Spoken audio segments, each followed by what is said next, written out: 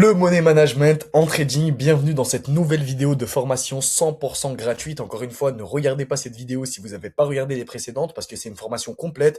Il y a une vidéo par vidéo et forcément, c'est une suite logique. Aujourd'hui, on va voir comment gérer son risque qui est une étape très importante.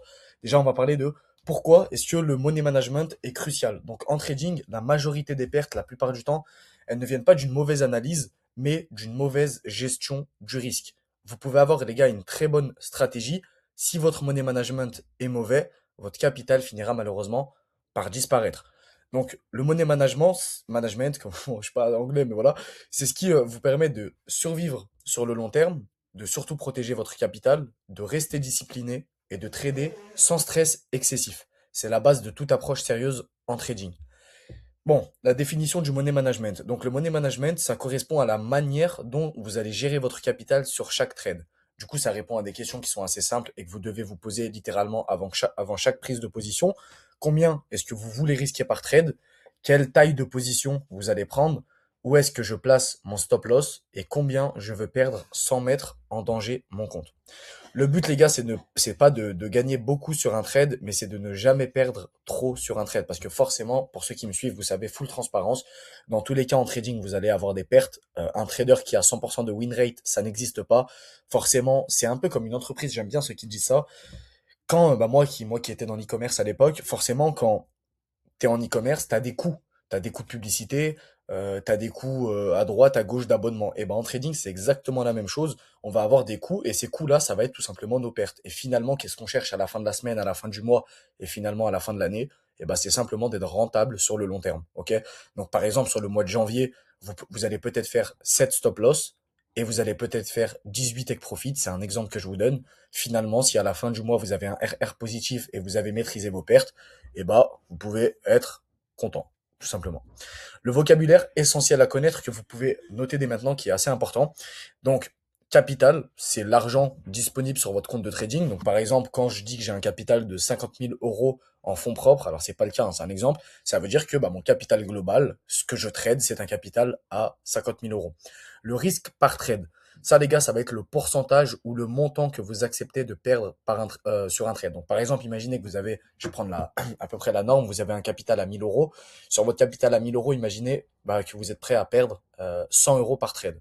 Et bah, ça va être le pourcentage ou le montant. C'est comme vous voulez. Moi, je préfère parler en montant qu'en pourcentage que vous allez perdre sur un trade. Excusez-moi. Le stop loss, on en a déjà parlé. C'est le niveau où le trade est coupé automatiquement si le scénario est invalidé. Le take profit, c'est le niveau où le trade se ferme en gain, où vous avez gagné. Et le ratio risque-gain, le risk to reward, c'est le rapport entre ce que tu risques et ce que tu peux gagner. Dans une position, je vais vous la refaire pour ceux qui la dernière fois n'avaient pas compris. On va prendre, hop, un truc à l'achat comme ça. On va prendre quelque chose à la vente. Je sais pas pourquoi mes stop loss ils se mettent comme ça. Un truc hop, à la vente comme ça. Voilà. Donc, là, le prix, imaginez que le prix c'est mon crayon. Vous lancez le trade à ce niveau-là. Imaginez que le prix fait ça. Hop, bah là, vous avez fait un take profit. Le prix est allé à l'objectif que vous vous êtes défini, qui par exemple a été vers les 4857,3 au niveau du prix.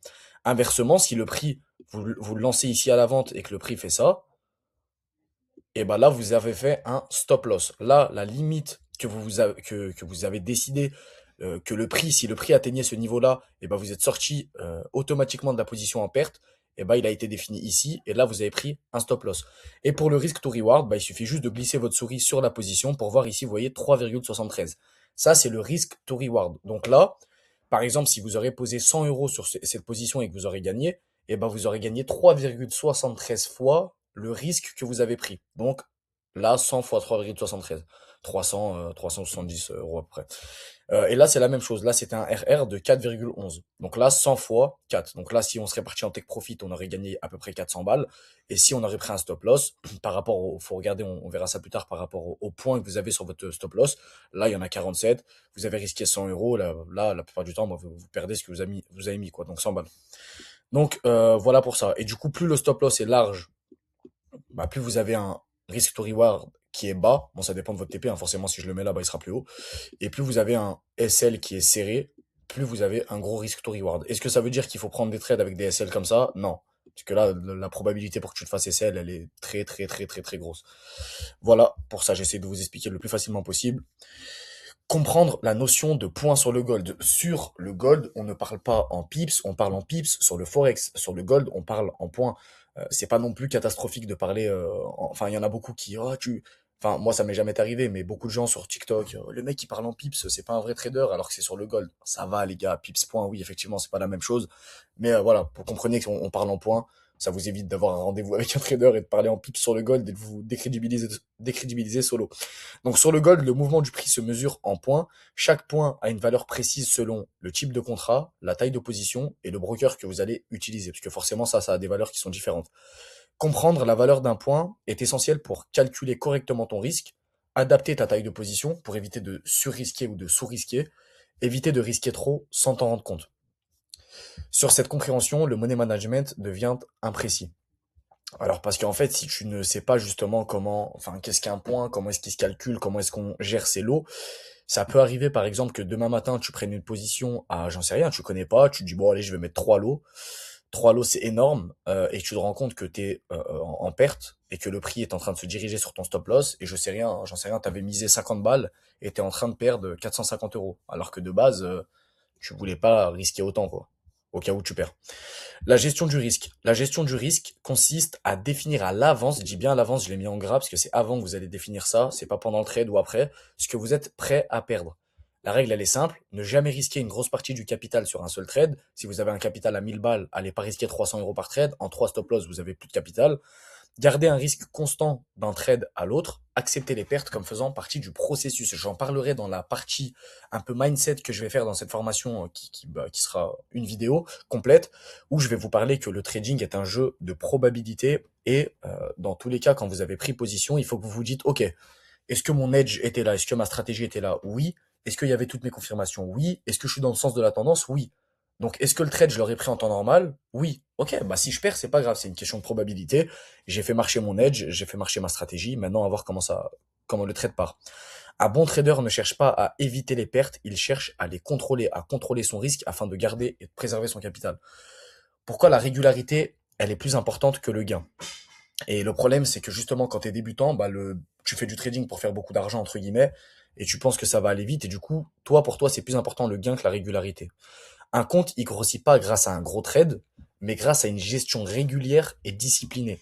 Avec un bon money management, les pertes sont limitées, les gains compensent naturellement les pertes, et la courbe devient plus stable. Ça, c'est très important que les gains compensent naturellement les pertes. C'est-à-dire que tu prends deux trois stop loss d'affilée sur la semaine, tu as géré tes pertes comme il se fallait, et tu prends un bon TP la semaine d'après avec un bon R, ta stratégie était bonne, ton TP était bon, etc. Tu as un R de 3, de 4, et ben finalement, les trois quatre pertes que tu as pris la semaine dernière, elles viennent d'être compensées naturellement. Et la courbe devient plus stable. Le money management, les gars, ça transforme une stratégie moyenne en une stratégie viable sur le long terme. Nous, ce qu'on cherche, c'est que du long terme. Donc là, je vais faire la transition vers la pratique. On va aller sur MyFXBook et sur ChatGPT. On va calculer son risque ensemble. Et maintenant que les bases sont claires, c'est parti. Je vais vous montrer pour calculer précisément son risque, par quoi est-ce que je passe et comment est-ce que je fais.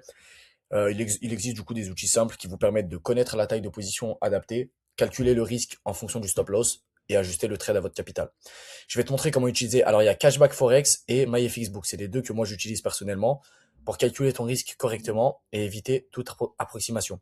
Alors, juste avant qu'on passe à la partie pratique, pour tous ceux qui veulent savoir un petit peu comment je trade, avoir ma stratégie, avoir mes trades que j'envoie ce matin, d'ailleurs on tourne la vidéo le 22 janvier, j'ai pris un TP ce matin, TP1, TP2, TP3, vous allez dans la description, vous rejoignez le premier lien qui est mon Telegram, c'est gratuit, et là-bas je vais vous partager énormément de valeur.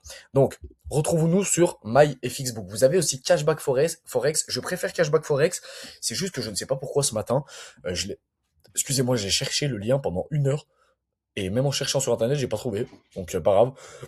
Excusez-moi, donc vous arrivez ici, vous mettez My FXBooks Calculator Position Size.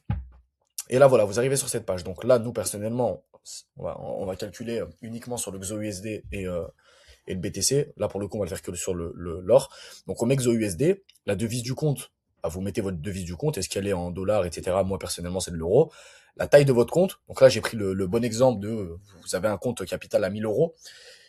Ensuite, ils vous disent votre stop loss en pips. Donc là, ils vous demandent votre stop loss en pips. Hop. Donc, par exemple, c'est ce que je vous ai dit tout à l'heure. Là, ici, par exemple, sur ce trade, on a un stop qui a 17 points à peu près. Donc, vous revenez sur MyFXBook et vous mettez 17. Et là, vous allez cliquer sur calculer. Quand vous allez cliquer sur calculer, là, vous allez avoir la taille de la transaction. Et ici, vous allez avoir le résultat. Donc là, ils vous disent bien que 100 euros, enfin, vous avez un capital à 1000 euros, vous risquez 100 euros, donc vous risquez 10% de votre capital. Et ça, unité, j'en prends pas énormément compte. Donc là, ils vous disent que, en gros, la taille de la transaction, c'est ça, et qu'il faut que vous risquiez à peu près 1,16 lot. Alors, il faut faire très attention, parce que ce que j'ai vu avec ChatGPT, j'ai pas trop l'habitude d'utiliser MyFXBook. J'avoue que je suis plus cashback forex, et ce qui me fait un peu, c'est un peu relou pour la vidéo, mais c'est pas grave. Donc, vous pouvez aller sur ChatGPT, faire la même manip entre guillemets, et de lui dire, voilà. Donc là, voilà, je lui avais dit qu'il y avait un problème et que c'était pas normal qu'il me disait de risquer 0,001 pour risquer 100 euros sur un compte à 1000 euros, c'est pas normal. Et en fait, il m'a expliqué que le problème de MyFXBook et le problème de la plupart des calculateurs en fait de points, c'est qu'en fait, ils prennent la plupart du temps l'exemple du Forex et non pas, bah, par exemple, là, du gold. Donc, par exemple, le calcul réel, ChatGPT me l'a fait. On a un compte à 1000 balles, on veut risquer 100 euros, donc c'est ce que je vous ai dit tout à l'heure, 10%. On a un stop loss, par exemple, qui est à 4814, donc environ 4,81 $ sur l'or. Réponse correcte, tu dois trader environ 0,20 lots. Alors, on est en 2026. Pour calculer ces lots, les gars, c'est de plus en plus facile. Pourquoi? Parce qu'il y a ChatGPT. J'avoue que même cash forex là, bah, je l'utilisais à l'époque. Maintenant, je sais, à chaque fois, je risque la même chose en fonds propres globalement. En prop firme, c'est un peu différent. On en parlera dans une prochaine vidéo. Mais globalement, ChatGPT, j'ai tel capital, mon stop loss il a tel point, je suis sur le XOUSD, je veux risquer 100 balles. ChatGPT te dit exactement comment risquer. Donc là, si tu aurais été sur MT5, encore une fois la vidéo MT5, explication de comment prendre des trades, elle est sortie, et ben là, tu aurais dû trader à peu près 0,20 lots pour pouvoir risquer 100 balles sur un compte à 1000 balles. Tout simplement.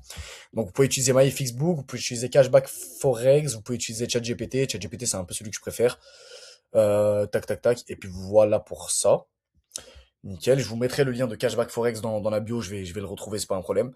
Donc ce qu'il faut retenir de la vidéo, le money management, il est indispensable pour durer en trading. Restez bien jusqu'à la fin, parce que dès qu'on finit ça, je vais juste vous dire combien est-ce que je risque en propre firme. Parce que forcément, là, je vous parle un peu de fonds propres, je vous parle de gestion, etc. Mais la gestion que moi j'ai en fonds propres n'est pas la même gestion que j'ai en validation de challenge, ce qui est logique. Donc, le money management est indispensable pour durer en trading. À retenir, il faut toujours définir son risque avant d'entrer en position, non pas pendant la position. J'ai peut-être risqué un peu trop, je vais modifier. Non, ne jamais surrisquer son capital, même si vous avez tout votre edge, toute votre stratégie, tout est rentré dans votre stratégie, etc. Et vous voyez le début du marché partir dans votre sens. Bah, ne vous dites pas, ok, bon, c'est bon, j'ai toute ma strat, le marché part dans mon sens. D'habitude, je risque 0,20 lot, là, je vais risquer 0,50. Non. Comprendre la valeur des points sur l'actif tradé, utiliser des outils pour calculer précisément son risque. Sans money management, le trading devient du hasard et avec un money management solide, le trading devient un process contrôlé. Donc, par rapport à moi, ouais, ça c'est la position que j'ai prise ce matin. Hop.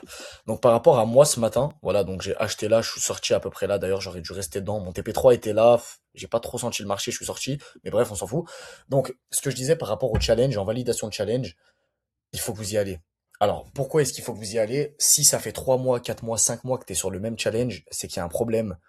C'est que tu risques pas assez, ou alors c'est que tout simplement, quand tu as tout ton edge et que tu as le marché qui part dans son sens, tu es trop hésitant, tu risques des 0,25%. Non, en challenge, le but c'est d'être funded. Quand vous prenez une propre firme, le but c'est d'être funded. Est-ce que ça veut dire que tous les jours je lance un trade et je mets des risques de 5%? Non. Par contre, ça veut dire que, ok, sur une semaine complète, je me dis que sur mon challenge, je prends que 2 trades, mais par contre, les 2 trades que je vais prendre en challenge, ça va être 2 trades 6 étoiles, entre guillemets, même s'il y a toujours un jeu de probabilité qui fait que vous pouvez vous faire sortir. Et par contre, sur mes trades 6 étoiles, bah là, je vais envoyer la purée. Vous m'avez compris. Là, par exemple, je vous donne un exemple. Imaginons que j'aurais eu mon edge, rebond VWAP, OTE, fair value gap, vous inquiétez pas, on va en parler dans les autres vidéos de ma stratégie complète. Je rentre en position, le marché part dans mon sens, on crée des fair value gap haussiers qui montrent que le prix veut aller plus haut. Ok, bah à ce compte-là, les gars, je vais peut-être add-in ma position. Add-in ma position, c'est que pendant ma position, eh ben, je vais rajouter justement un contrat, par exemple, parce que moi je serai dans le futur en parlant contrat. Donc tout simplement. Par contre, quand vous êtes funded, là, c'est différent. Funded, moi, je vais pas du tout risquer du 2-3% par trade. Je vais risquer entre 0,5, 0,25 et parfois 1. Le 1, c'est très rare, mais ça peut arriver. Et voilà, pour préserver mon capital et pour éviter bah, de cramer mon compte alors que le compte est funded, quoi. Voilà pour cette vidéo. Encore une fois, les gars, cette vidéo fait partie d'un ensemble de vidéos. Vous pouvez pas regarder la vidéo toute seule comme ça. Faut vraiment regarder depuis le début. La prochaine vidéo, ça va être masterclass parce qu'on va enfin rentrer dans le vif du sujet. On va parler du VWAP, on va parler des fair value app, on va parler de la zone OTE et on va parler de globalement quelles sont moi mes confirmations de quand est-ce que je rentre en position. Merci d'avoir suivi cette vidéo. Le Telegram est dans la description. Rejoignez-moi, c'est 100% gratuit et on se retrouve pour la prochaine vidéo. Ciao.